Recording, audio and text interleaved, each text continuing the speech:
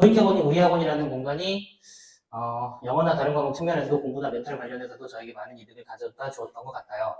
하고 다양한 방식의 영어 공부 윈터 프로그램에 있는 플래너와 스케줄 짜기 그리고 공부 특강 등 당장뿐만이 아닌 앞으로도 도움될 만한 지식들을 얻어갈 수 있어요 라고 제가 의도한 바대로 자기가 도움을 받았다고 이렇게 얘기를 해가지고 사실은 너무 기분이 좋았어요. 보람됐고 근데 이제 타 지역에 많이 보내시잖아요. 대형, 초대형 학원 이제 뭐 청소리라든지 아니면 뭐 일산 목동들 많이 보내시거든요. 근데 이제 가장 큰 문제점이 1번이에요. 그쪽에 가면 어차피 그 운영하는 주체들은 얘네들이 겨울방학 때 한 잠깐 6주, 7주 그 정도 딱 하고 다른 데로 갈 거라는 걸 알아요. 알기 때문에 그 학원에 사실 훌륭한 강사진들이 많이 있는데 윈터스쿨을 담당하는 수업을 담당하는 강사진들은 이제 뒤에 남는 거를 가져가는 거예요. 왜냐면 1타, 2타는 윈터스쿨을 하지 않아요. 왜 그럴까요? 인원을 쭉 끌고 갈 수 있어야 수익이 생기는데 그렇게 되지 않으니까 윈터스쿨을 맡아버리면 정규 수업을 못 맡잖아요. 그러니까 그걸 안 맡는 거예요. 그래서 그 학원에 있는 초보와 강사진 중에서도 사실은 좀 순위가 밀려있는 강사들에게 이제 배우게 되고 그래서 임시 강사 투입되는 거죠. 수준별 단편성이 없다고 말씀을 드렸는데 이게 없는 게 아니라 그쪽 지역은 김포 실정을 몰라요. 그러니까 김포에서 199점 몇 이렇게 돼 있으면 199점 몇이어도 심화 선행이 안 돼 있는 애들이 구시기수거든요. 근데 걔네들한테 이제 무리하게 선행 나가면 안 되는데 그냥 그 점수로 잘라가지고 이제 높은 반에 넣었다가 무리하게 선행하고 겨울방학 때 아무것도 배운 거 없이 다시 이제 돌아오게 되는 그런 사례들이 너무 많습니다. 그 다음에 강사가 직접 1대1 클리닉 안 해요. 조교가 하죠, 보통.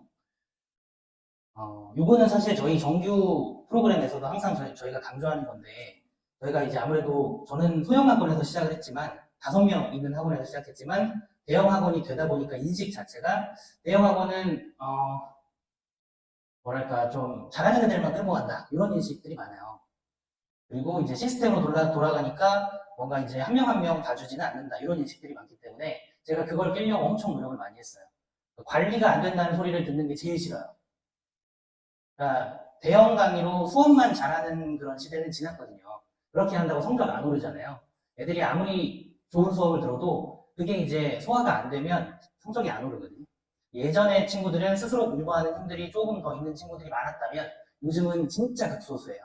아주 극상위권 일부 제외하고는 다 도움이 좀 필요합니다. 피드백을 좀 해줘야 돼요. 강사가 하는 거랑 조교가 하는 거랑 무슨 차이가 있냐면 조교가 수학을 아무리 잘해도 수학 문제를 풀어주는 거죠. 풀어주는 게 중요한 게 아니라 얘가 뭘 모르는지를 파악을 하는 게 우선이거든요. 그러니까 뛰어난 강사들은 서울대라서 전 서울대에 나왔다고 맨날 자랑을 하는데 서울대라서 좋은 게 아니고 관찰력이 있어야 돼요. 아이들이 무엇을 어려워하고 어떤 지점에서 눈빛이 흔들리는지를 캐치할 줄 알아야 돼요. 그래서 그 부분에서 출발해가지고 정확하게 얘한테 필요한 그런 가이드를 해줄 줄 알아야 되는데 조교들이 어떻게 그런 걸 하겠냐고요. 그 다음에 이제 5번은 10to10이라고 얘기를 많이 들으셨죠. 이제 이쪽 학원들은 10to10도 아니고 아침 8시까지 가야 돼요. 8시까지 가서 10시에 끝나요. 그러면 애들이 뭐 하는 줄 아세요? 집에 가서 새벽까지 게임해요. 게임하고 핸드폰 하다가 그러다가 이제 잠 얼마 못 자고 가서 졸아요. 그러니까 처음에는 의지가 불타올라가지고 한 일주일, 2주일 열심히 할 수 있겠죠. 점점 지치는 거예요. 특히 김포 친구들은 중학교 때 그렇게 공부를 많이 해본 적이 없잖아요. 근데 어떻게 갑자기 그렇게 하냔 말이에요. 그러니까 집중력이 좀 떨어지고 반짝 작심삼일은 할 수 있지만 지속성이 좀 안 되기 때문에 겨우겨우 꾸역꾸역 버티다가 오는 경우가 많아요. 그러니까 책상에 앉아있다고 공부가 되는 게 아니잖아요. 집중해서 내가 그 내용들을 머릿속으로 집어넣어야 되는데 지치니까 그게 잘 안 되는 거예요. 이런 문제점이 있다라는 게 이제 말씀드리고 싶은 거고요. 그래서 왜 우리 학원 윈터스쿨인가 2가지만 딱 뽑아봤는데요. 저는 사실 저희 학원이 결국은 원장인 제가 만든 학원이라고 생각을 해요. 그래서 이제 저의 교육 철학에 의해서 지금까지 만들어져 왔기 때문에 저는 이제 누구보다도 우리 학원에서 공부를 못하는 학생은 있어도 안 하는 학생은 없다. 이걸 좀 철칙으로 세워왔거든요. 전기세 내고 다닌다. 이런 얘기 듣기 정말 싫어요. 제가 보내는 건 아니지만 그래도 우리 학원에 보냈는데 애가 그냥 놀다 온다. 아무 발전이 없다. 이런 걸 듣기 싫어서 부단히 제가 노력을 많이 했습니다. 그래서 학생에 대한 책임감은 결국 사교육이지만 합당한 이제 비용을 냈으면 실력을 올리든 성적을 올리든 해야 되는 거 아닌가요? 저는 그렇게 생각을 해서 그 학생에 대한 책임감을 1번으로 뽑았고요.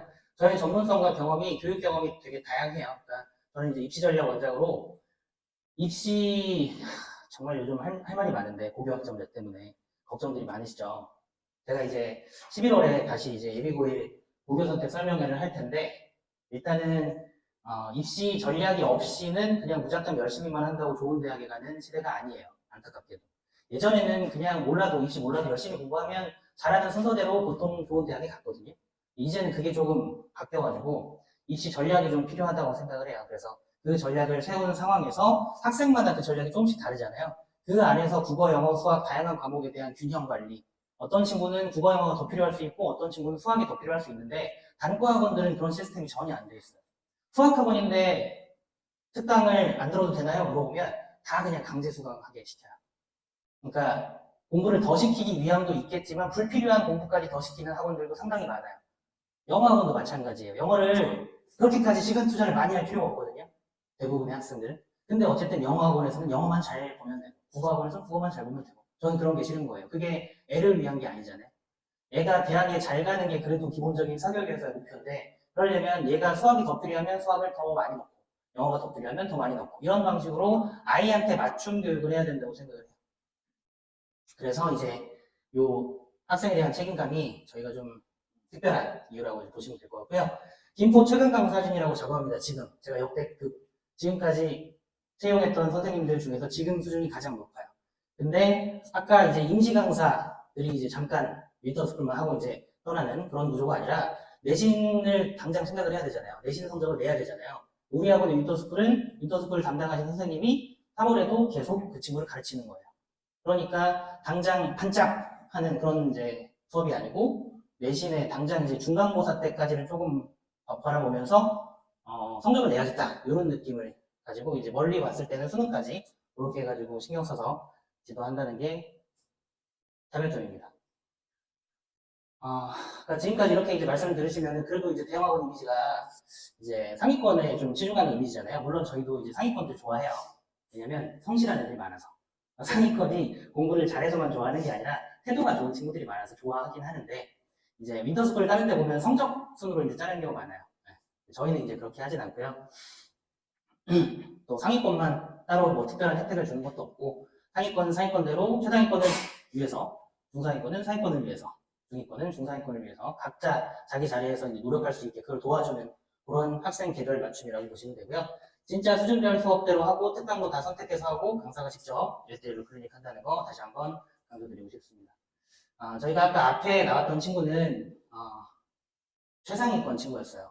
최상위권 친구였고 앞에 나왔던 후기는 이 친구는 이제 윈터스쿨 올해 윈터스쿨 수강하다가 조교들이 블랙리스트를 썼어요.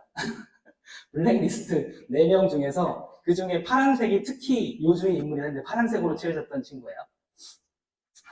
그래서 이제 윈터스쿨에 이제 낙오될 위기에 처했다가 뭐 의자가 불편하다 막 이런 얘기를 하고 이제 자기가 이제 안 하고 싶어 하길래 제가 상담을 했어요. 따로 한 달 정도 한 다음에 따로 이제 그런 계획은 어떻게 되냐 이렇게 물어보고 하니까 자기가 스스로도 별 계획이 없었던 거예요.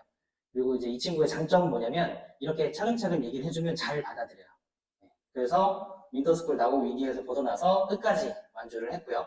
근데 이제 또 중등국어가 40점 되면 말도 못하잖아요. 그죠? 중등국어는 진짜 하루만 공부해도 웬만한 친구들은 7, 80점은 나와요. 근데 이제 40점 정도였기 때문에 이 친구가 국어를 워낙 싫어하는 친구였어요.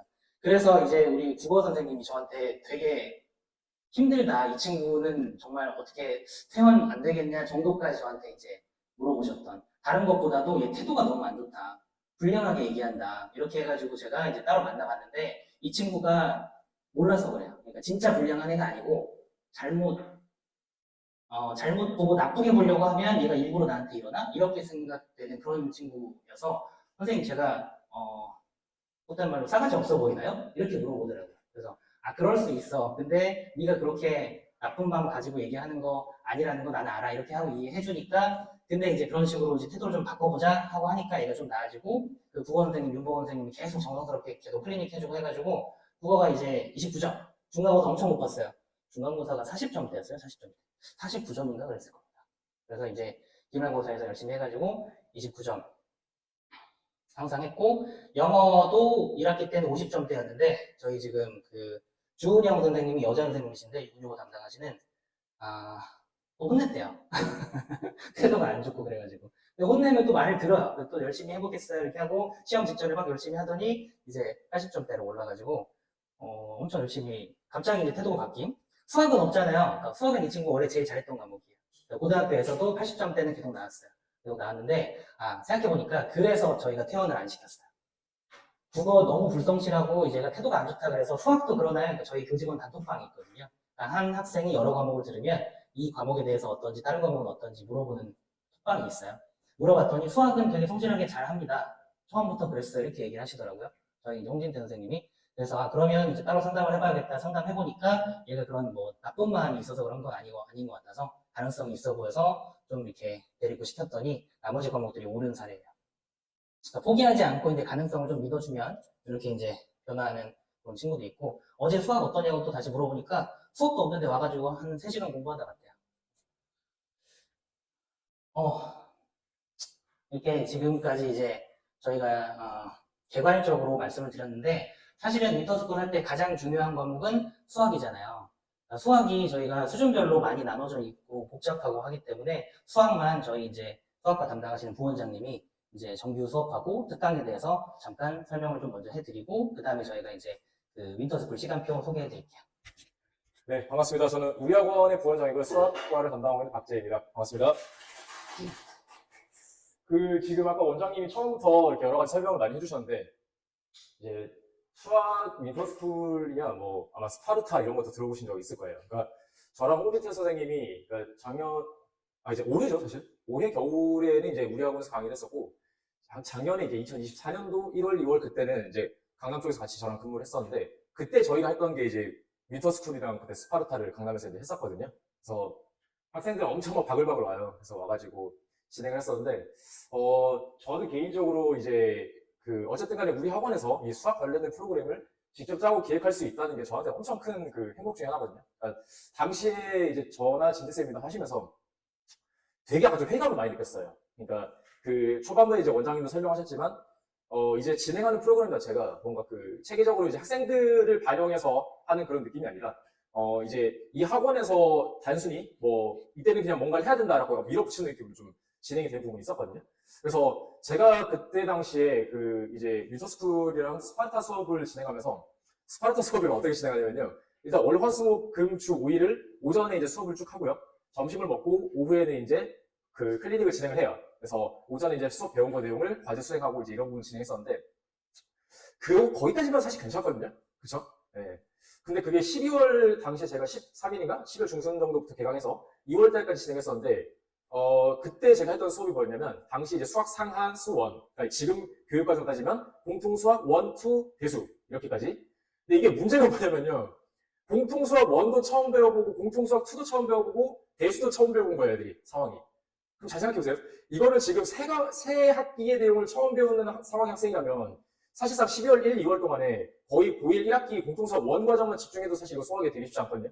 그런데 이제 이거를 어쨌든 간에 3개 학기, 그러니까 2학년 1학기까지 과정을 이제 선행시키는 거예요.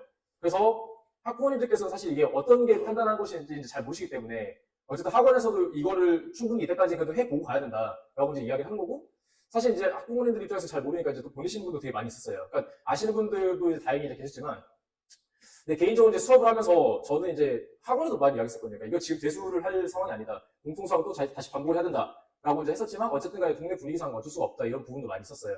그래서 당시 이제 과정이 끝나갈 무렵에 학부모님들께서 저한테 감사의 통을 보내시는데 뭐라고 하셨냐면, 선생님 정말 다행이에요. 이번 방학 동안에 대수까지, 당시 수험까지 보고할 수 있어서 다행이에요. 그런 거예요. 저는 그게 다행이 아니라 얼마나 이 불행한 사태가 펼쳐질 것인지 눈앞에 보이는데, 약간 뭐랄까 가르치는 사람 입장에서도 너무 마음에 안 들었어요. 그러니까 이 진행을 하면서. 또 이제 그 과정 수업을 진행할 때 이 학생이 어떤 상황이고, 그래서 얘가 무슨 공부를 하든지 이걸 상담 과정을 되게 디테일에 거치고 필터가 되고 왔던 케이스들이 아니었거든요. 그래서 정말 그런 부분에서 사실 이제 회의감 많이 느끼고, 이때까지 내가 했던 거하고 좀 다른데 라는 생각을 했었는데, 이제 우리 학원에 와서 작년 겨울부터 겨울방학 이제 수학 프로그램을 짜면서 원장님한테 제가 이제 클래스를 처음에 저희가 한 3개 정도의 클래스까지 했다가 결국 4개까지 분할시켰거든요. 그러니까 이게 사실 한 강좌에다 학생들을 그냥 마구잡이로 더 많이 때려 넣으면 저희 입장에서 더 편할 수 있어요. 근데 제가 클래스를 4개까지 분할시켰던 이유 자체가 그러니까 얘하고 얘가 비슷해 보이지만 언뜻 비슷해 보이지만 사실 가져가야 될 수업 방향이 다른 케이스들이 꽤 많거든요. 그래서 진태쌤한테 제가 왜 네 클래스로 나눠야 되는지를 이야기했었고 이게 수학을 가르치는 사람들끼리는 이야기 들었을 때 너무 크게 공감할 수 있는 부분이 많이 있었어요. 그래서 홍진태쌤도 지금 이거 네 클래스로 나누는 거 너무 탁월한 선택인 것 같다. 이제 그런 이야기를 하셨고 간단하게 이제 저희가 좀 설명을 드린다면 기존에 이제 저희가 지금 현재 고1 내신반 같은 경우는 이렇게 4개로 클래스가 분화가 되어 있는 상황이거든요. 여기 이제 정규반을 보시면 탑티어반, 심화, A, B, 그 다음 원리 지금 이렇게 구성이 되어 있잖아요. 사실상 지난 겨울방학 같은 경우는 1번 정도에 속하는 수업을 따라갈 학생들이 없었어요. 예, 처음에 저희가 이제 제대로 수업을 시작하다 보니까 그 정도 영향의 학생들이 많이 없었고 거의 2번, 3번, 4번 조합으로 이제 저희가 진행했었거든요. 그래서 근데 이제 1년 동안 어쨌든 간에 이렇게 우리 학원에서 열심히 우리 미래의 자원들 육성한 결과 지금 이 1번 라인업까지의 훌륭한 인재들이 지금 많이 좀 탄생을 하고 있어요. 그래서 지금 이번에는 겨울방학부터 아예 이렇게 총 4가지 강좌를 지금 구성을 했고요. 1번 먼저 탑티어반, 여기 정규반 기준 먼저 말씀드릴게요. 1번 탑티어반이 이제 수업 같은 경우 공수 1, 2 심화 과정으로 나갈 건데, 이게 어떤 반의 지금 성격이냐면요. 기존에 공수 1, 2를 어느 정도 꽤 돌고, 그 다음에 대수나 미적분 1 정도까지도 돈 학생들이 있을 거예요. 실제 저희 지금 제가 진행하고 있는 수업이 미적분 1 수업을 지금 진행하고 있는 반이 있거든요. 그래서 해당된 학생들 같은 경우에 학부모님들께서도 물어보시더라고요. 그러면 11월까지 미적분 1을 진행하면 12월부터는 미적분 2를 진행하나요? 이렇게 이제 많이 물어보셨어요. 그게 아니에요. 미적분 2 같은 경우 물론 고등학교 3학년 때 배운 거고 선행으로 빨리빨리 했을 때 좋을 수도 있는데 가장 중요한 건 뭐냐면요. 12월부터 2월까지 3개월은요. 우리 아이가 미적 2까지 봤다라고 해도 무조건 고1 과정만 돌아야 돼요. 왜냐면 실질적으로 내가 선행을 해봤던 거하고 실제 학교 시험 문제가 어느 정도 출제되는지를 느끼면서 제대로 공부하는 거하고 아예 이건 상황이 다르거든요. 그 다음에 공수 1, 2 심화를 우리가 겨울방학 3개월 동안에 진행을 하면서 이 목표는 뭐냐면 최소한의 고등학교에 진학했을 때 수학 관련돼서 스트레스 받지 말자는 거예요. 지금 수학하면서 제가 이 반 학생들한테 얘기를 하고 있어요. 수학 따위는 우리 그냥 씹어 먹으면서 가야 된다. 네, 그렇게 지금 강조를 하고 있거든요. 그래서 이 공수 1, 2의 심화라고 했을 때 심화가 도대체 어느 정도 수준까지 공부를 하는 거냐. 쉽게 말씀드리면 모의고사 기출 문제도 있죠. 모의고사 기출 문제에 보면 4점짜리 고난도 문항, 그 다음에 가장 어려운 최고난도 문항까지가 있어요. 거의 그 수업까지 다 다룬다고 보시면 돼요. 자, 그 이유가 뭐냐면 이 지역, 이제 이 주변에 있는 학교들 중에 수학 난이도가 가장 어려운 학교를 따진다면 장기고를 꼽을 수 있을 거예요. 장기고등학교에서의 내는 고난도 문항들이 있는데 그 고난도 문항들이 되게 출처가 모의고사에 나오는 고난도 문항이에요. 이렇게 말씀드리면 될 것 같은데 솔토고등학교도 모의고사 고난도 문항 쓰고요. 장기고도 쓰거든요. 근데 솔토고는 조금 더 많이 어려워지고 있긴 한데 솔토고는 그래도 한 4점짜리 중상급 정도까지 된다면 장기고는 도대체 최상 문제까지 왜 이렇게 다 긁고 오는 거지? 약간 느낌의 문제들이 있어요. 물론 그 소스가 지금 올해 1학년부터 조금 더 떨어지긴 했어요. 5등급제가 되면서. 그런데 고2 같은 경우 사실 지금 봐도 좀 너무 심할 정도의 문제들 가지고 오거든요. 그래서 이번에 지금 제가 내신 대비할 때도 문제들 보면서 저희는 다 보면 알아요. 이게 지금 작년 수능 수학 2 과정 22번, 그러니까 수2에서 가장 난이도 높은 문제 이런 것들을 다 긁어가지고 막 넣은 거예요. 그러니까 이게 웬만한 수준 학생들 사실 이거 풀기도 조차 어려운 수준이고, 저랑 이제 지금 친한 고3 수업하고 있는 박병쌤도 대성학원에서 지금 강의를 하고 계신 분인데, 이 지역에서 이렇게 어려운 문제까지도 부교재 쓰냐고 이렇게 얘기를 하시더라고요. 그래서 그 정도까지도 되긴 한데, 어쨌든 간에 고1도 지금 현재 그래도 어려운 문항들이 꽤 섞여 있는 편이에요. 그래서, 심화 과정이라고 한다면, 이 목표를 1등급 정도로 지금 보고 있는 수업이 아니라 고등학교 내신에서 거의 만점에 향하는 점수를 확실하게 득점하겠다라고 하는 목표로 저희가 진행한 수업이라고 보시면 되고 기본적으로 공수 1, 2의 심화, 그러니까 개념 자체보다는 심화 분풀에 대한 제가 여러 가지 풀이법들을 많이 보여줄 건데 이제 이 수업을 따라갈 수 있으려면 아무래도 그 전에 일단은 그게 가능할 수 있는 어떤 피지컬이 돼야 될 거예요. 그래서 저희가 이제 충분히 테스트나 상담을 거쳐서 학생이 이 수업을 듣는 것이 적합할 것인지 아닌 것인지를 제가 판단할 거거든요. 일단은 반을 어머님들께서 이렇게 나눠놨을 때 막 가끔씩 보면은 저한테 이렇게 애원하시는 분들이 있어요. 선생님 열심히 해가지고 따라갈 테니까 1번 가면 안 돼요. 2번 가면 안 돼요. 그런데 저희가 이거를 무슨 카스트 제도 이거 계급 나는 거 이게 아니에요. 어머님들 진짜 이 학생을 위해서 정확한 수업을 하기 위해서 나는 거지 학생들을 막 이 반이야 저 반이야 막 차별하고 이런 게 아니거든요. 그렇기 때문에 절대 오해하시면 안 되고요. 제가 왜 이게 꼭 의미가 있는 게 아닌지를 나중에 좀 말씀드릴 것이 있거든요. 자, 이번에 심화 A 같은 경우는 일단 기본적으로 공수 1과정은 그래도 최소 한 번에서 2번 이상은 돌았던 학생들, 그러니까 공수 1과정을 그래도 어느 정도 기본에 탑재된 학생들 중에 공수의 선행을 나가야 될 학생들 대상으로 이제 진행하게 될 거예요. 그래서 본 강좌 때 지금 이 강좌를 진행하게 될 거고요. 근데 아마 이런 생각하실 수 있어요. 공수 원 과정을 한두 번은 그래도 돌긴 했는데, 그러니까 이게 돌았다라고 해서 2번 과정을 권장하진 않을 거예요. 돌았는데 확실하게 아이가 유형 정도를 확실히 풀고 있다라고 했을 때 이제 이 정도를 저희가 권장을 드릴 수 있고요. 만약에 한두 번 돌았지만 그래도 기본 유형 확실하게 다시 공부해야 된다라고 한다면 공수 2에 대한 선행보다는 공수 1에 대한 집중 수업을 저희가 강조를 할 거예요. 자, 근데 공수 1, 2 기본을 푼다고 해서 아이가 고등학교 가서 고득점 할 수 있냐? 또 그것도 아니란 말이죠. 그래서 지금 윈터스쿨이 본격적으로 아마 시작될 1월달 아이들이 이제 뭐 졸업하고 나면은 1월 제가 이 동네 주변에 이제 중학교들 커리큘럼 봐보니까 학사일정 봐보니까 뭐 한 1월 8일 이때쯤부터 해서 이제 방학을 하고, 그러니까 졸업을 하고 그 다음 주 1월 12일부터 본격적으로 이제 방학이 시작되더라고요. 그러니까 그때부터 사실 우리 아이들 집에다가 그냥 묶어둘 수 없잖아요, 그쵸? 애들 집에서 놀고 있는 꼬라지 보면 너무 화가 나지 않으세요? 그죠? 저희 집에 초등학교 1학년짜리 아들이 하나 있거든요. 이번 추석 연휴 10일 동안은 전쟁이었어요, 진짜. 어제 저희 와이프가 정말 소리 지르더라고요. 막 드디어 갔다고. 그래서 막 지금 총 일자리가 노는 것도 막 되게 꼴보기 싫어가지고 미쳐보려고 하는데, 이게 지금 눈앞에 당장 이렇게 중요한 고등학교를 지금 가야 되는데 거기서 유튜브나 보고 있고 이러면 얼마나 싫겠어요. 그죠? 그래서 그때부터 저희가 확실하게 그냥 묶어서 학원에서, 네, 뭐 괴롭히진 않을 거예요. 제 사랑으로 이렇게, 네, 사랑과 또 때로는 또 채찍도 필요하겠죠. 네, 이렇게 할 건데, 그때부터 이제 이 특강도 시작될 거예요. 자, 1번하고 2번 자 먼저 설명드리고, 요거를 지금 같이 특강도 1번, 2번 나눠 설명드릴 건데, 일단은 탑티어반의 수업을 듣는 학생들 같은 경우는 공수 1 기출분석 특강이라고 하는 것을 이제 제가 진행하게 될 거예요. 이게 2025학년도 지금 올해부터 수학교육과정 커리큘럼이 다 바뀌었거든요. 그래서 실제로 그 전까지 출제됐던 경향의 흐름하고 올해 2025년에 출제된 흐름이 굉장히 많이 바뀐 부분들이 있어요. 그래서 이 김포 지역에 속하는, 이 주변 지역에 속하는 기출 문제들을 제가 전부 다 만들어가지고 단원마다 다 편집을 해서 지금 다 자료 정리를 해놨거든요. 여름방학 때 그때 살짝 이거를 제가 4회짜리 특강을 진행한 적이 있어요. 그래서 지금 저 수업을 저희 반 학생들이, 그리고 탑티어 반 학생들이 지금 이 수업을 들었는데, 저는 이제 이거 수업 진행하고 나서 학생들이 어떤 반응을 보였냐면, 그러니까 당시에 저희가 대수 과정을 이제 나가고 있는 중간 부분에서 나가고 있는 상황이었고, 공수 1, 2 심화를 그래도 수업을 나간 다음에 대수를 나가고 있다가 여름방학 때 이제 이거를 했어요. 공수 1 특강을 하겠다. 약간 학생들 반응이 공수 1 정도는 내가 이제 좀 쉽게 풀 것 같은데? 라는 생각을 했는데, 실제 학교 기출문제들 제가 가지고 탁 해서 아이들한테 과제 나가고 수업 시간도 즉석해서 몇 분 안에 풀고 이런 것도 시켜봤더니 애들이 완전 당황한 거예요. 그러니까 저희 반에서도 항상 그 테스트를 보면 제일 잘 봤던 1등 했던 학생이 있는데, 물론 잘해요. 잘하는데 본인이 생각했을 때 그냥 너무 쉽게 다 해결할 수 있을 거라고 생각을 했는데, 막상 뭐 장기고 시험이 어렵다고 했는데 장기고가 아닌 다른 학교의 고난도 문제도 상당히 어렵네라는 걸 제가 느낀 거예요. 그래서 끝나고 나서 이제 일부 학부모님들께서 저한테 따로 상담 요청을 하시더라고요. 공수를 다시 돌아가야 되는 거 아니에요? 이런 이야기를 하시는 거예요.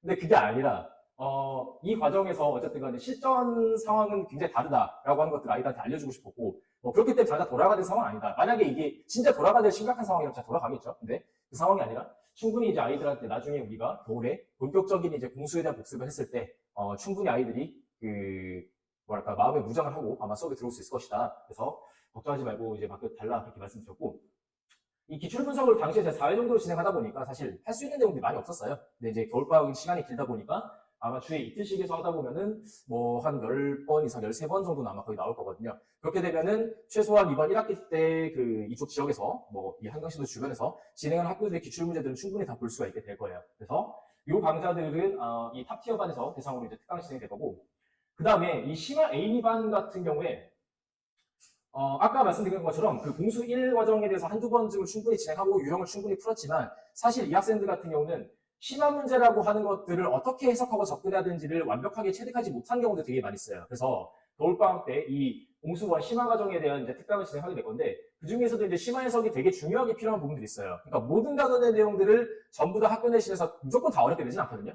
반드시 그 어렵게 출제되는 단원도 있기 때문에 그 핵심되는 단원들을 중심으로 해서 이 학생들은 여기서 이제 같이 진행하게 될 거예요. 물론 이 공수 2 기본 과정에 대한 정규반을 들으면서 공수 1 기출 분석 특강을 진행하는 학생들도 있을 거예요. 그러니까 이 학생들 같은 경우는 이제 어떤 사례냐면, 2번 정도를 사실 공수원을 돌았는데 되게 역량이 뛰어난 학생인 거예요. 그래서 실제적으로 이미 심화 과정에 대한 개념들이 꽤 탑재가 된 사례들이 있긴 하거든요. 그래서 이런 학생들 같은 경우는 심화 유형을 따로따로 분석하는 것보다는 바로 실전형 문제를 갖다가 투입해서 진행해도 된다라고 저희가 판단했을 때 이렇게 이제 진행을 하게 돼요. 그래서 이게 이제 제가 지난 겨울방학 때 진행했던 교재거든요. 공통수학일 고난도 기출 N제라고 되는데 이거 속상하네요.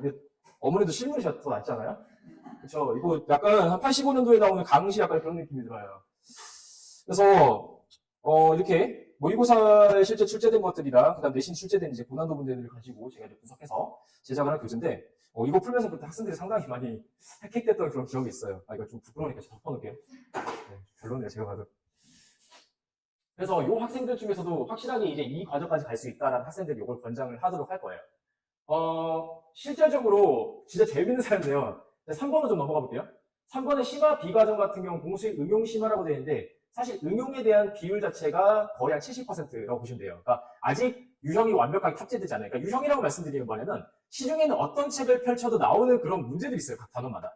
그게 뭐 RPM의 유형이다. 센수학 같은 게 센피, 필시너지에 나오는 그 유형들. 이런 유형의 문제들인데 그러니까 어떤 학교에서는 사실 70점 정도 득점하기 위해서 이 정도 기본적으로 풀어야 된다라고 하는 그런 문제들이 되는 거죠. 네, 이런 것들에 대해서 아직 탑재가 잘 안 된 학생들. 그러니까 대개는 이 수업을 든 학생들이 한 번 정도 어디서 배워봤다라고 하는 학생들이 굉장히 많이 와요.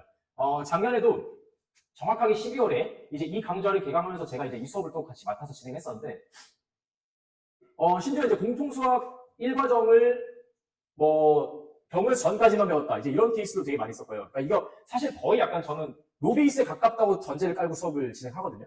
학생들이 한 번쯤은 배웠어요 했을 때는 사실 너는 알지 못해라는 저는 생각 갖고 그냥 수업을 해요. 그래서 요 수업 같은 경우에 이제 한 번 정도 배워본 학생들이 수업을 많이 듣는데 심화 문제 같은 경우는 수업 시간에 제가 필요한 것들을 몇 개 다루게 하고 그 다음에 이 중에서도 이 반에서 가끔씩 이 포텐이 되게 크게 터지는 데도 있어요. 그런 학생들 같은 경우는 제가 별도로 심화 문제까지 다 풀리게 해요. 네. 그래서 학생들마다 어떤 그런 개별적인 상황에 따라서 완전히 진짜 얘는 유형에만 집중을 해야 되냐 아니면 심화 문제까지 풀어야 되냐 그러니까 이런 부분 때문에 저희가 클리닉을 같이 운영을 하는 거거든요. 지금 심화 비반이라고 하면 약간 어머니가 어떤 생각하실 수 있냐면 1등급, 2등급, 3등급, 4등급인가? 이런 생각하실 수 있어요. 네.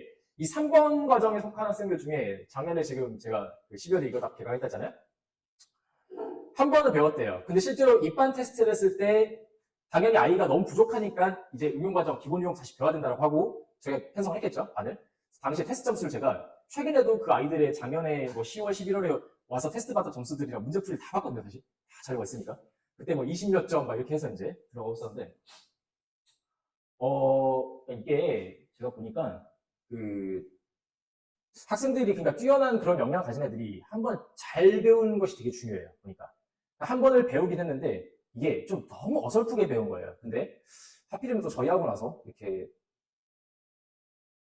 뛰어난 선생님한테 배우니까 이제 자기의 포텐이 막 터진 거죠. 이 친구는 보니까 심화 유형에 대해서 제가 설명을 했는데 바로바로 흡수를 하는 거예요. 그러니까 그런 케이스들이 몇 명 있었어요. 그래서 제가 1월 달에 특강을 시작할 때 2번 단계까지 건너서 바로 1번 단계까지 권장을 해버렸어요. 그 친구한테. 네. 이거 한번 해볼래? 근데 너 많이 힘들긴 할 거야. 많이 힘들긴 할 건데 진짜 네가 죽자 살짝 부딪힐 각오로 돼 있으면 한번 해봐. 그렇게 하겠어요. 그래서 아이랑 이제 학부모님들이랑 다 이렇게 얘기했어요. 진짜 이 수업 하나 듣는데 학생 엄마랑 학생 아빠랑도 제가 통화했거든요. 전부 다 온 가족과 막 얘기를 하면서. 그래가지고 이제 했는데 또 이제 하필이면 그 친구가 선택한 고등학교가 장기고예요. 그러니까 장기보다 보니까 어떻게 보면은 꽤 수준 높은 공부까지를 하긴 해야겠는데 소화를 할 수 있을지 사실 고민도 되고 해서 이번 1학기 때 정확하게 이 친구가 1학기 종합 석차 15등 찍고 1등급 나왔어요. 장기고 1학기. 2학기 이번 중간고사 지금 1등급에 속한 장기 점수 나왔고요. 그런 케이스들이 있어요. 또 심화 비반에 속하는 이 반에서 실제로 이제 운유고에 지금 진학한 학생들이 굉장히 많이 있거든요. 당시에 이제 운유고에 진학할 예정이었던 학생들이 공수원을 한 바퀴 정도 배워본 학생들 혹은 아직 다 아까 말씀드린 것처럼 병수 중까지 정도 배워본 학생들 이런 학생들이 있었는데 이 학생들 같은 경우에 되게 이제 유형에 집중해야 되는 상황이었고 사실상 심화 문제까지 접근하기 조금 어려운 상황이었어요. 물론 이 상황에서 이 라인 정도까지 진행을 한 학생도 있긴 했어요. 운유고에 지금 진학한 학생 중에도. 그런데 심화 과정에 대한 것이 아니라 일단은 지금 여기 보시면 공수원 중간 집중이가 돼 있잖아요. 그러니까 특강을 이 친구들 같은 경우는 12월부터 2월까지 공수 1과정을 쭉 다 끝내긴 할 거예요. 쭉 다 끝내긴 할 건데 어떤 상황이냐면요. 자, 생각해보세요. 12월에 공수 1을 처음 시작했어요. 그럼 1월 중순 정도가 되면 절반 정도가 나왔겠죠. 그럼 절반 정도 나가면 1월 중순부터 2월까지는 또 그 뒤에 절반 나갈 거예요. 그럼 그 뒤에 절반이라고 하는 것은 쉽게 생각했을 때 중간고사를 한 12월부터 1월까지 나왔고 기말고사를 1월 중순부터 2월까지 나왔다 치면은 그러면 얘네들은 1월 중순부터 2월까지 기말고사 공부밖에 할 수가 없잖아요. 정규반에서. 그렇죠? 그런다고 해서 중간고사만 정규반에서 할 수는 없겠죠? 자, 그럼 이렇게 됐을 때 이 학생들 같은 경우에 문제가 뭐냐면 3월달 개강했을 때 쌤 저 앞에 다 까먹은 것 같아요. 이야기를 꼭 해요. 그래서 해당되는 것을 확실하게 보완하고자 겨울방학 기간에는 이 중간고사 범위만 집중을 하는 거예요. 그래서 확실하게 학생들이 배웠던 내용들에서 정확하게 다시 또 리뷰를 하고 그 다음에 실제 기출문제에서 어느 정도 나왔던 것까지 저희가 보게 될 거거든요. 자, 그래가지고 이 과정들에서 이제 진행을 하게 되면은 그래도 좀 시험을 잘 볼 수 있을까라는 이제 고민을 하실 수 있거든요. 근데 이 3번 과정, 그러니까 3번의 조합을 지금 듣고 운육을 지금 진학한 학생들 같은 경우에 절반 정도 학생들은 또 1등을 받았어요. 이건 1학기 때. 네. 그러니까 물론 3번 과정을 진행하고 운유고가 아닌 지금 솔토고에서도 지금 1등급이 나온 학생의 사례도 있긴 한데 우리 아이가 수학에 대해서 아직 좀 많이 고민이 있다, 부족하다. 그렇기 때문에 수학이 너무 좀 어려운 학교 선택 아니고 이 정도 학교까지 선택을 하면 혹시 그래도 아직까지 희망이 있을까라는 생각을 한다면 가능성이 있다는 것을 제가 말씀드리고 싶어서 얘기를 한 거거든요. 그래서 이 프로그램들이 굉장히 뭐 대충 짜진 상황이 아니라 아까 제가 설명드린 것처럼 이 정도 3번의 정규반을 수업을 듣는 학생들 같은 경우에 특히나 이제 아무래도 수학감에 대해서 부족한 경우가 많기 때문에 그 중간고사, 왜냐면 첫 시험 자체가 되게 중요해요. 첫 시험을 잘 봐야 애들이 기세가 안 떨어지거든요. 그래서 첫 시험에서 확실히 점유하겠다 어떤 그런 목표가 있는 수업이라고 볼 수 있고요. 4번에 이제 원리반 같은 경우는 사실상 12월 달에 공수원 과정을 난생 처음 배워본 학생들이 수업을 듣게 될 거예요. 혹은 한 번을 배우긴 했는데 사실상 완전히 기본 용도 아예 모른다라고 하는 경우에 이제 진행하게 될 거고, 이 반 같은 경우는요, 목표가 고등학교에 진학했을 때 그래도 내가 2등급 정도는 받고 우리 아이가 그래도 수학을 영원히 안 할 거야 라는 것은 아닌, 그래도 확실하게 아이가 수학에 대한 용기를 가지고 갈 만한 이런 상황의 수업을 진행하게 될 거예요. 그래서 공수원 기본 아예 진짜 모른다 라는 전제로 가게 될 거고, 사실 정규반 수업만 가지고 공수원을 다 끝내기가 쉽지가 않아요, 이 패턴들은. 그래서 겨울방학 때 진도 특강이라서 수업 회차를 더 붙여가지고 공수원 가지고 과정을 되게 천천히 진행할 거고, 이 반의 학생들 같은 경우는 정말 기본적인 개념과 기본적인 원리들, 그 다음에 기본적인 유형들, 교과서 중간원 수준에 속하는 문제들까지를 그래도 확실하게 공부를 해보자라고 목표를 갖고 진행하는 수업이라고 보시면 될 것 같아요. 4번에 대한 수업, 제가 예전에 그 원장님 이제 계속 그 학원 계셨을 때 제가 서울 수업하면서 그때 원장님 학원에서 한 1년 좀 정도 와서 출강을 한 적이 있었어요. 그래서 그때 이 4번 정도가 아니라 한 4번이 아니라 한 6번 정도에 속하는 학생들을 제가 맡아가지고 수업을 한 적이 있었거든요. 그러니까 지금은 5등급제의 상황이잖아요. 당시에는 이제 9등급제였는데 9등급제에서 한 8, 9등급 정도 받는 실력의 학생들. 그러니까 이게 하위 10% 이하의 학생들이에요. 왜냐하면 중학교 내신 자체를 애초에 30점, 40점밖에 못 받았어요. 그 친구들이 수학시험을. 그러니까 지금 어머님들께서 잘 아시겠지만 중등수학에서 3, 40점이라면 이거는 거의 되게 심각한 상황이잖아요. 근데 그 학생들을 데리고 어쨌든 간에 고등학교 보니까 뭐 8, 9등급 이 정도 수준인 거예요, 애들이. 그래서 저한테 원장님이 사실 조금 원망하게 됐거든요. 그러니까 왜 나에게 이런 시간을 주는 거야? 막 그래서 제가 막 되게 그때 막 얘기를 했어요. 근데 이 친구들 같은 경우에 아마 제가 이 4번 학생들 제가 맡아서 수업을 지금 할 계획을 하고 있는데, 이거를 맞췄냐 틀렸냐 이게 지금 중요한 게 아니에요. 이 친구들은 앞으로 수학을 꾸준히 가져갈 만한 어떤 그런 환경을 만들어주는 거, 되게 사소한 거에도 얘네들은 큰 영향을 받거든요. 기본적으로 누군가한테 좋은 피드백을 받아본 적이 없는 경우가 많아요. 그렇기 때문에 반대로 저렇게 지금 뭐 서울대 나오고 수능도 만점 맞았다고 하는 선생님이 가르쳐주는데 야 너 이거 잘한다, 너 이거 우리 이렇게 해보자라고 했을 때 긍정적 피드백이 굉장히 커질 수 있는 경우가 있거든요. 근데 어머님 절대 이 반이라고 해서 나쁘게 생각하시면 안 돼요. 실제로 역사를 지금 이루는 저희 학생이 하나 있어요. 작년에 여기서 딱 시작했어요. 시작해가지고 겨울방학 과정 요거 거치고 저희가 2월달이 되면은 3월달 이제 내신 수업을 들을 반을 새로 개편을 또 테스트를 해서 진행을 하거든요. 여기서 시작해가지고 테스트를 봐가지고 심화 A반까지 올라간 학생이 있어요. 근데 그 심화 A반으로서 이 친구가 이번 1학기 종합 1등을 나왔어요. 수학. 네. 솔직하게 말씀드릴게요. 장기고는 아니고요. 운율고거든요. 그러니까 장기고 정도에서 사실 조금 어려울 것 같긴 해요. 그렇게 되기까지는. 네. 근데 이 친구가 어쨌든 간에 운율고에 시작을 해서 1등급이 나왔고, 그래서 참 어쨌든 간에 한 그룹의 학생도 저희가 대충 챙길 수가 없고 정말 그 상황에 맞게 챙겨야 될 케이스가 되게 많기 때문에 이렇게 지금 진행했어요. 그래서 다시 한번 말씀드리지만 이 과정들 저희가 그 학생들의 상황에 맞춰서 되게 디테일하게 짠 상황이고요. 물론 이럴 수도 있습니다. 우리 아이 사실 지금 수학 천재예요. 이제는 확풍 미적 투 정도를 배워야 돼요. 혹은 공수 원투 심화는 그냥 수업을 듣고 특강으로 기출분석까지는 아니고 그냥 별도로 대수나 미적 선행 특강을 들을 수는 없을까요? 라고 궁금해하실 분도 있을 거예요. 네, 다 있어요. 수업이 다 갖춰져 있기 때문에 단지 학생에게 이것이 듣는 것이 적합한지 아닌 것인지에 대해서만 저희가 정확하게 말씀드릴 거거든요. 그래서 지금 어쨌든 간 공수 1의 완전 기본부터 심지어 미적분, 의문반까지 전부 다 지금 세팅이 되어 있는 상황이기 때문에 아이들 적극적으로 저희 상담을 해주시면 저희가 좋은 수업으로 안내를 해드리도록 할게요. 네, 저는 수학 여기까지 진행하도록 할 거고요. 나머지 프로그램 저희 원장님이 또 말씀드릴게요. 감사합니다. 이 한 페이지로 상당히 많은 시간이 지금죠. 엄청 복잡하시죠? 이런 학원이 없어요. 이게 학원이 되게 귀찮고 힘든 일이에요. 그러니까 저는 상담하면서 이게 사실은 상식적인 건데 어떤 얘기들을 많이 듣냐면 6개월 지나면 그 다음에 뭐 해요? 뭐 해요? 로드맵을 자꾸 물어보세요. 근데 저는 모른다고 합니다. 왜냐면 우리가 진도는 나갈 수 있지만 성취도를 꼼꼼히 신경을 쓰긴 하지만 그래도 안 되는 애들은 안 되잖아요. 안 되는데 억지로 그 반에 끌어가지고 선행을 다 하면 나중에 다 무너지거든요. 그거를 저희가 알기 때문에 해주세요라고 하는 거를 저희가 해드리면 편하잖아요. 돈도 벌고. 그러니까 저희가 지금 돈을 못 버는 건 아닌데 그렇다고 해서 그렇게 안 해줘가면서 굳이 이제 어머님들을 쫓아내가면서 할 필요는 없잖아요. 근데 저희는 그렇게 해요. 왜냐면 그게 아이를 위한 길이니까요. 그러니까 저희가 그래도 전문가잖아요. 지금까지 수많은 교육 경험이 있고 얘를 이렇게 가르치면 안 된다는 확신이 있는데 근데 부모님들은 사실은 주변에서 들은 정보를 가지고 얘는 어디까지 선행을 해야 된다. 이런 얘기를 저희한테 하시는 거거든요. 그래서 사실은 저희가 그걸 안 들어줘요. 복잡할 필요가 없는 게 저희가 다 정해드립니다. 이걸 설명을 다 해드리긴 했지만 얘가 여기로 갈 수도 있고 얘가 이렇게 갈 수도 있고 이렇게 갈 수도 있고 이제 다양하게 갈 수 있어요. 근데 이렇게는 가기 힘들겠죠. 보통 이제 자기가 여기서 잘하면 이 정도 간다고 생각하시면 되고요. 그 과정은 다 정해져 있고 우리가 이제 테스트를 중간중간 항상 하기 때문에 아이들을 직접 클리닉까지 해서 관찰하기 때문에 정확하게 판단해서 얘가 할 수 있겠다 싶으면은 하고 할 수 없겠다 하면은 안 합니다. 그래서 그거는 저희가 정해드리니까 저희가 이제 이렇게 좀 세심하게 짰다는 거 정도만 알아주시면 될 것 같고요. 이게 특이한 사항이에요. 이거를 어떻게 뭐 청소를 해서 어떻게 하겠어요? 이렇게 할 수가 없고 아까 이제 요 얘기를 했었던 거 이 차이입니다. 저희가 지금 이 수준별로 간편을 한 거는 되게 정교하게 짜여져 있고 학생 맞춤형이에요. 그래서 그 다음에 이제 시간표를 보시면은 잘 안 보이는데 시간표도 타입을 3개로 나눠놨고 그 안에서도 선택을 할 수 있게 해놨어요. 이게 이제 육각형 인재형 최상위권입니다. 육각형 인재를 요즘 입시에서는 원해요. 그러니까 수학을 뭐 150점 맞고 국어를 50점 맞으면 떨어집니다. 수학은 어차피 100점밖에 못 맞잖아요. 그러니까 적당히 다 90점 맞는 친구가 입시에 유리해요. 그렇기 때문에 이제 육각형 인재는 어떻게 한 거냐면 일단은 수학 요거는 이제 특강 내용에 따라서 시간표가 정규랑 수학이랑 바뀔 수도 있어요.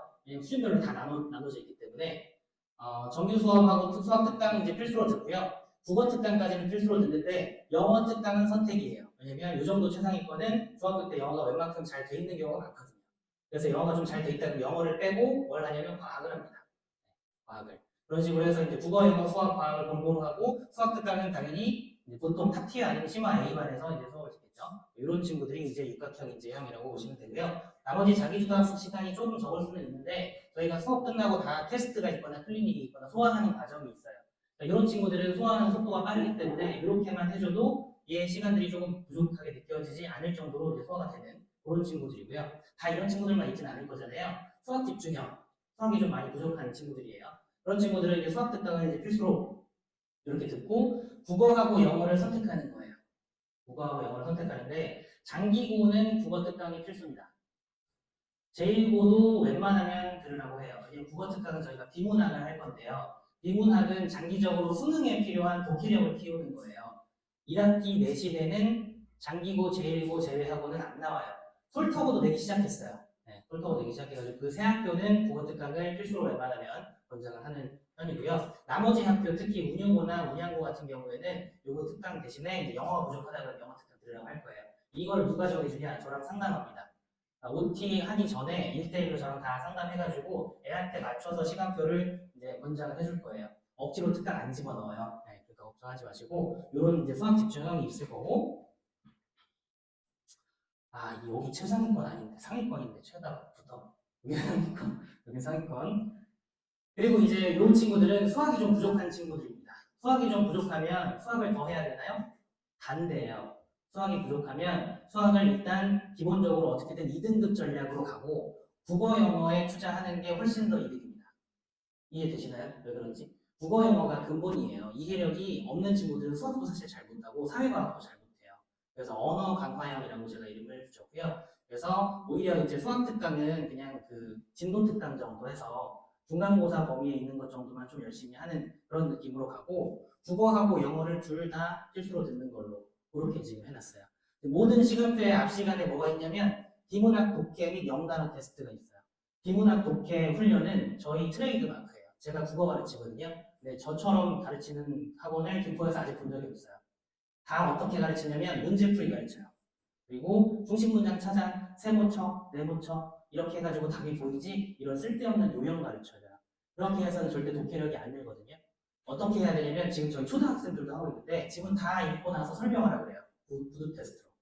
그 전에 요약해보고 자기가 직접 요약해봐야 돼요. 그러니까 글을 읽었으면 내용이 머릿속에 있어야 돼요. 세부 내용 말고 핵심 내용. 핵심 내용은 머릿속에 들어와 있어야 되는데 애들이 그걸 넣는 연습을 하는 게 아니라 눈으로 보고 문제 푸는 연습을 해요. 그러니까 고1, 고2 때까지는 점수가 웬만큼 나오다가도 고3 때 툭 떨어져요. 아예 다른 시험이에요. 고1, 고2 교육청에서 내는 시험은 지문이 정해져 있고 문제만 만들어요. 근데 고3 때 내는 평가원에서 내는 시험은요. 교수님이 전부 다 글까지 써요. 그러니까 문제에서 똑같은 표현을 찾아보기가 어려워요. 내가 제대로 깊이 있게 이해하지 못하면 다 바꿔놓기 때문에 문제를 정확하게 시간 내에 풀기가 어렵게 돼 있어요. 그러니까 잘못된 공부 방법으로 2년 내내 그렇게 하다가 고3 때 뚝 떨어지는 게 그래서 그렇습니다. 그래서 이렇게 매일매일 좀 해야 되기 때문에 이걸 매일매일 시키고 그 다음에 이제 특강까지 이제 좀 권유하는 그런 방식으로 하는 게 언어 강화형입니다. 그리고 이제 과학은 지금 월화수목금에 없고요. 주말에 있을 예정이에요. 수업은. 그리고 이제 시간이 이제 8시 반부터 6시 반으로 이렇게 돼 있잖아요. 6시 반까지. 이렇게 돼 있는데 만약에 지각을 많이 했다. 그럼 지각 1분 하면 10분씩 더 늘어나서 뒤에 더 공부시킬 겁니다. 자, 그래서 이제 저희가 학습 관리를 어떻게 하는지 시스템을 좀 보면 원장 특별 프로그램이 있고요. OT하고 1대1 상담해가지고 애들한테 맞춰가지고 시간표 다 정해줄 거고요. 그리고 진로 적성 검사를 좀 할 거예요. 입시가 좀 이상하게 변해가지고 진로를 빨리 안 정하면 좀 불리하게 돼 있어요. 그러니까 진로를 정해서 못 바꾸는 건 아니기 때문에 일단은 정하고 그거에 따라 선택 과목이 다 나오거든요. 선택 과목 고르는 애들 또 고민을 많이 해야 돼요. 그래서 미리 그냥 진로 적성 검사 해가지고 이만큼 나오면 그냥 이거 정하자 해가지고 정해서 그거에 맞게 선택 과목까지 하는 걸로 그렇게 하고 재학생들 대상으로 학생 대상으로 입시 설명회 할 거예요. 그러니까 저희가 지금 학부모님 대상으로만 하는 것처럼 보이지만 매년 재원생 입시 설명회를 하거든요. 근데 고등학교 가기 전에 동기부여하기 가장 좋은 것 중에 하나가 입시 이렇게 돼 있어 하고 먼 것 같은 미래를 좀 당겨와서 알려주는 거예요. 너네 당장 중간고사 때부터 점수가 찍혀. 최선을 다해야 돼 중간고사 때까지. 그렇게 해서 최대한 올리고 이런 방향으로 이제 학생부 교과가 있고 종합이 있고 이러니까 열심히 해보자 해서 알려줄 거고 그리고 실질적인 애들이 이제 생기부 관리도 하긴 해야 되거든요. 내신 성적이 1번인데 내신은 다 끝난 다음에 혹은 내신과 내신 중간에 그 수행평가할 때 그때 이제 생기부 관리를 해줘야 돼요. 이거 이제 안 해본 친구들은 어떻게 할 줄도 몰라요. 그래서 그거에 관련된 이제 직접 이제 특강 보고서를 쓰는 특강 그런 것도 이제 제가 직접 진행을 할 거고요.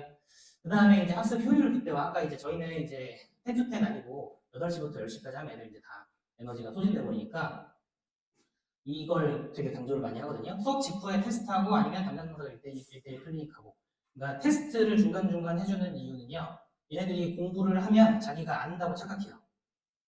그래서 공부만 계속 한 4시간, 5시간 한 친구랑 한두 시간 중간에 테스트를 한 4-5번 본 친구랑 누가 더 잘하나 이렇게 연구 결과가 있는데 테스트 여러 번 본 친구가 성적이 훨씬 좋아요.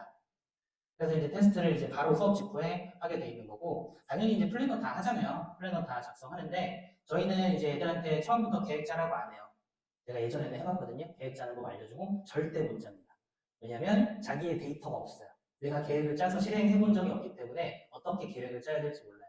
그래서 그냥 그 자리에서 하려고 했던 거 정확하게 한 다음에 기록해 이렇게 합니다. 기록하는 양식이 있어요. 그래서 범위까지, 그 다음에 집중도까지 다 이제 기록해서 보면 아 나는 이만큼 할 수 있는 사람이구나 뒤에 보는 거죠. 자기 데이터 확인하고 그래서 어떤 친구들은 그걸 하다 보면은 점점점 계획을 하는 능력이 좀 생겨요. 그거 이제 작성 지도하고 멘토가 이제 매일매일 확인할 거고요. 담당 멘토는 6대1 해서 6명당 1명 이렇게 이제 한 명 확실히 붙어가지고 아까 앞에 있는 비문학 훈련 같은 것도 이제 검사를 해주고 구두 테스트 같은 거 할 거예요. 그렇게 해가지고 해주고 주 1회는 학습 현황 및 공부법 점검하는 1대1 상담을 해요. 이게 저희가 이제 재작년에 할 때는 매일매일 하려고 했거든요. 상담하면서 점검하고 근데 그게 이제 애들이 오히려 조금 열심히 하고 잘하는 애들한테는 리듬을 깨더라고요. 일주일에 한 번 정도 하면 되겠다 해서 일주일에 한 번 그렇게 하는데 애들 그 멘토들 맘대로 하는 거 아니고요. 보통 제 제자들인데 제가 멘토들을 다 모아가지고 다시 한번 이제 교육을 시켜요. 그래서 이제 국어랑 영어랑 수학은 이렇게 지도하고 특히 수학 같은 경우에는 힌트를 먼저 줘야지 너네들이 그냥 다 풀어주려고 하면 안 된다. 이런 이제 교육 같은 것들을 시키고 점검을 할 수 있게 그렇게 해서 학습 효율을 극대화합니다. 그 다음에 이제 집중력을 더 높일 수 있는 환경이 필요한데요. 휴대폰 당연히 이제 수거하고요. 철저하게 점검을 하는데 전에 이제 독서실 책상, 칸막이 있는 책상을 했더니 자는 애들이 계속 자요. 계속 졸아요. 그러니까 애들이 이제 멘토들이 다 깨우러 다니기 바빠요. 그래서 계속 졸는 친구들 따로 이제 그 강의실 거기에서 이제 공부하고 집중 관리해라 이렇게 이제 하기도 했었는데 그렇게 이제 하고 다니는 게 소모적이더라고요. 개방된 곳에서 할 거예요. 네. 개방된 곳에서 하면 좀 쪽팔려가지고 일단 잘 못 자는 것도 있고 멘토들이 관리하기가 쉽잖아요. 뒤에 스탠딩 책상이 있거든요. 서서 책상 이렇게 쭉 해가지고 서 있는데 졸리는 좀 쉽지 않잖아요. 그래서 서서 좀 공부할 수 있도록 진짜 잠을 못 자서 그래서 피곤해서 어쩔 수 없이 그런다라고 하면은 잠깐 자게 해줄 수도 있기는 한데 그런 게 보통 아니고 애들이 공부하기 싫어서 졸린 거거든요. 그런 것들은 좀 이제 깨울 수 있는 환경. 요거 말 나온 김에 바로 요 얘기 좀 할게요. 저희가 완주할 수 있는 동기를 부여하기 위해서 부모님 자율적으로 취침 시간 보상금 이걸 좀 넣으셨으면 좋겠다. 왜냐면 저희가 자는 것까지 어떻게 컨트롤을 못 하잖아요. 그래서 저는 12시 늦어도 1시에는 자야 된다고 생각해요. 애들에 따라 다르긴 하겠지만 12시, 1시에 늦어도 자야 된다고 생각을 하기 때문에 그 취침 시간 1시간 전까지만 휴대폰을 할 수 있게 하고 휴대폰을 이제 수거하는 그런 보상으로 내가 뭐 용돈을 얼마씩 주겠다. 이런 식으로 해서 그렇게 해가지고 해주시면 좋을 것 같고 자율참여긴 한데요. 그렇게 해주시면 이제 와서 조는 일이 좀 잘 없겠죠. 이건 저희가 이제 관리를 못하니까 애들이 어떤 문제가 있냐면 자기가 이제 요 윈터스쿨을 하면서 열심히 했다 이거예요. 그럼 이제 6시 반에 나가자마자 계속 핸드폰만 하는 거죠. 밤에 잠들 때까지. 근데 그렇게 하다 보면 새벽까지 이제 안 자게 되고 여기서 계속 졸게 되고 또 효율이 또 떨어지거든요. 이건 저희가 이제 어떻게 하기가 어려우니까 집에서 좀 해주시면 좋을 것 같고 애들한테도 그걸 이제 다 OT 때 얘기해가지고 자발적으로 참여할 수 있도록 그렇게 이제 유도는 할 거예요. 그 다음에 중간중간 이제 깜짝 퀴즈 해가지고 애들이 이제 좋은 것 같다 그러면 공부한 거 이제 가지고 와서 여기에서 물어보는 거 그런 거 해줄 겁니다. 집중 좀 잘 안 하는 친구들 있잖아요. 그렇게 해가지고 중간중간 집중력을 좀 향상시킬 수 있게 그렇게 좀 하려고 하고요. 작년까지 벌점제 썼었어요. 벌점제를 하면 어떤 단점이 있냐면 벌점 30점이면 이제 경고, 그 다음에 50점이면 퇴학 이렇게 하면은 29점까지 먹어요.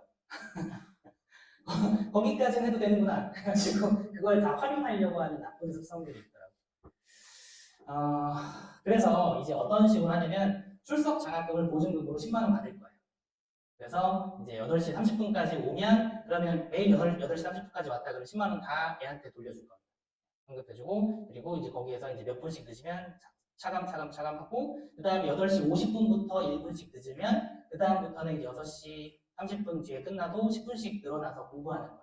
네, 그런 방식으로 해서 점점점 지각을 하면 할수록 자기가 이제 손해보는 느낌이 들게 지각을 안 할 수 있게 그리고 지각을 안 하면 이득을 보게 이렇게 해가지고 좀 바꿨고요. 그 다음에 이제 벌점제를 안 하더라도 퇴원은 있긴 있어야 돼요. 왜냐면 계속 의지가 없고 졸기만 하는 친구들은 분위기를 다 흘려요. 바이러스처럼 퍼져나가거든요. 그래서 이제 그 멘토가 그날 2번 정도 경고를 했다 그러면 저한테 보고를 하게 될 거고 저랑 상담을 해서 제가 최대한 이제 어떻게 문제가 있는지 확인을 해보는 그런 과정을 좀 거친 다음에 그 다음에 이제 그게 이제 상담이 연이어서 됐는데도 교정이 좀 잘 안 된다라고 할 때만 부득이하게 이제 퇴원 조치를 할 거고 웬만하면 끌고 갈 거예요. 얘네들이 이제 퇴원당하려고 온 거 아니잖아요. 작년에 한 명 퇴원시켜봤는데 기분이 별로 안 좋더라고요. 왜냐면 그 친구가 퇴원당하고 기분이 좋아했어요. 와 이제 인수 안 해도 된다 이래가지고 좋아해가지고 그냥 좀 답답하더라고요. 그러니까 저는 좀 시키고 싶었는데 근데 운이고 가서 수학 1등급 나왔나? 그랬을 것 같습니다. 수학 1등급 나왔어요. 뺀질뺀질 해가지고 제가 별로 이제 안 될 거라고 생각했는데 운이고 시험이 좀 쉽다 보니까 그리고 자신감 있게 풀고 하니까 근데 고등학교 가서는 또 열심히 하더라고요. 학교 선택이 그래도 중요한 것 같아요. 그 친구가 장기 갔으면 완전 망했을 거예요. 자, 아무튼 그렇게 이제 자발적인 참여를 좀 유도해가지고 계속 완주할 수 있게 그런 동기부여를 하는 시스템까지 저희가 마련을 해놨습니다. 중요한 건 이제 월 수강료입니다. 오늘 이제 청성자 특전을 말씀드릴 건데 저희가 국영수는 다 이제 필수로 듣는 걸로 그렇게 했어요. 작년까지는 윈터스쿨을 하는데 다른 학원 다녀도 돼라고 했거든요. 다른 학원 다녀도 돼라고 한 건 왜 그러냐면 제 신념이 애한테 좋은 걸 내가 줄 수 없으면 더 좋은 거 줄 수 있는 다른 데로 가는 게 낫지. 이래서 그랬던 거예요. 그러니까 애가 선택한 거니까 다른 거 해도 내가 관리해줘야지 이렇게 했는데 어떤 문제가 있냐면 예를 들면 국어, 제가 국어 전문이니까 국어 공부하고 다른 학원 가가지고 유명한 학원 있어요. 동물 이름이 학원 있는데 그 학원 가가지고 왔는데 비문학을 문제풀이만 시키는 거예요. 근데 거기에서 이제 애한테 제가 상담하면서 이건 잘못된 거야, 너 이렇게 해야 돼 할 수 없잖아요. 어차피 우리 학원 안 다니는데. 그러니까 그거를 코칭을 해주는 게 이제 의미가 없어지더라고요. 첫 번째 문제는 그거였고, 두 번째는 작년까지는 영어는 제가 관리를 안 했어요. 영어생도 같이 채용을 하긴 했지만 이제 제가 관리 안 하고 영어 책임자가 따로 있었고, 그래서 이제 시스템도 제가 마음에 안 드는 부분이 있었지만 그걸 이제 얘기를 해도 잘 이제 안 먹히고 했었는데, 지금은 제가 최초로 국영수가 모두 다 저 혼자 결정할 수 있는 권한이 생겼고 제가 장악을 할 수 있기 때문에 선생님의 이제 퀄리티라든지 이런 부분들 자신 있어서 국영수는 이제 다 필수로 해야 윈터스쿨의 효과가 나기 때문에 이건 필수입니다. 네. 그렇게 해서 이제 수학 특강은 보통 이제 수학은 좀 해야 되니까 요거는 수학 특강은 하나 했을 때 이제 한 달 기준이고요. 저희가 한 달 반 정도 되잖아요. 그러니까 요거에서 이제 한 달은 24만 원이면 나머지는 한 12만 원 이렇게 생각하시면 될 것 같아요. 그렇게 해서 이제 한 달 기준으로 했을 때 사수 기준으로 했을 때 125만 원이 필수 수강료고 선택은 과학은 이제 선택해서 28만 원, 국어 영어 특강은 각각 12만 원 이렇게 됐고 멘토 인건비는 그래도 저희가 월급 줘야 되니까 그렇게 하고 출석 장학금은 이제 직업 없으면 전에 환급되는 돈이에요. 아이들한테 줄 겁니다. 점심 식비는 작년에 8천 원이었던 것 같은데 좀 올랐을지 모르니까 제가 9천 원 이내로 이제 일단 적어놨고요. 원장 인건비는 안 받겠습니다. 그냥 아이들을 잘 이렇게 키워서 보내기 위해서 안 받고 하겠습니다. 준비 정말 많이 했어요. 저는 진짜로 그걸 보람으로 살거든요. 돈 많이 벌고 싶어요. 그러니까 돈을 많이 벌고 싶은 게 뭐냐면, 물론 이제 우리 처자식을 잘 먹여 살리고 싶은 마음도 있긴 하지만, 진짜로 제대로 교육하고 싶은 마음이 커요. 학원이 크면 클수록 저도 몰랐던 상업적인 방법들이 너무 많더라고요. 그러니까 돈을 버는 건 사교육이니까 나쁘다고 생각하지 않는데 아이들의 미래를 희생시켜가면서 돈을 버는 그런 집들을 많이 하더라고요. 특히 대형 학원들에서. 저는 그런 대형 학원을 이기고 싶어요.